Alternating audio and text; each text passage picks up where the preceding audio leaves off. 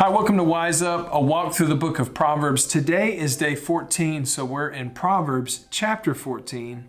Now jumping right in, starting in verse 7, it says, "Stay away from fools, for you won't find knowledge on their lips." Well, seems like a pretty straightforward statement, right? That someone that operates as a fool, you wouldn't find knowledge there.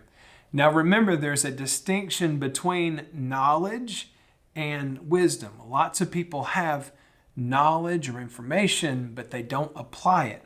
And when you apply it, that's where wisdom comes in. You have to take what you know and apply it appropriately, and that's what makes wisdom. Now, people that are foolish don't even adhere to knowledge in the first place.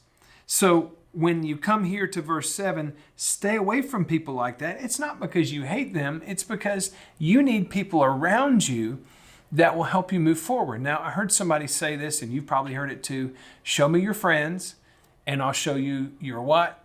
Your future. Yeah, and that's generally true. The people that you spend the most time around tend to help shape and refine, and you do the same for them as well.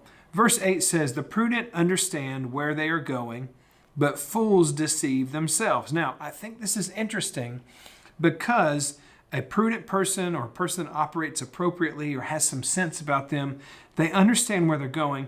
Fools deceive themselves. And what does that mean? That means this.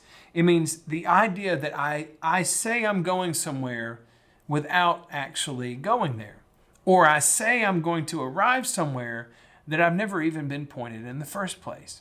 Now, through this message series, we'll talk a little bit about the principle of the path. I've mentioned it already, which is direction, not intention, determines your destination. So it's really important that you understand the direction that you're pointed, not just what your desire is.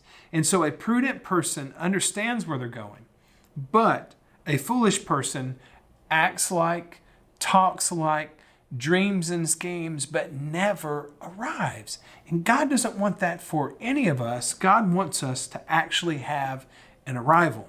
I want that for you too, and I want that for my own life. Verse 9 says, "Fools make fun of guilt, but the godly acknowledge it and seek reconciliation." Now, I want to separate this from the way that we handle guilt. We can handle guilt as a believer, as someone that recognizes when we are guilty, what do we do with that? Versus someone that lets guilt define them, okay? Now, you may have made mistakes in your life or bad decisions in your life, but you yourself are not a mistake. You yourself are not a bad decision.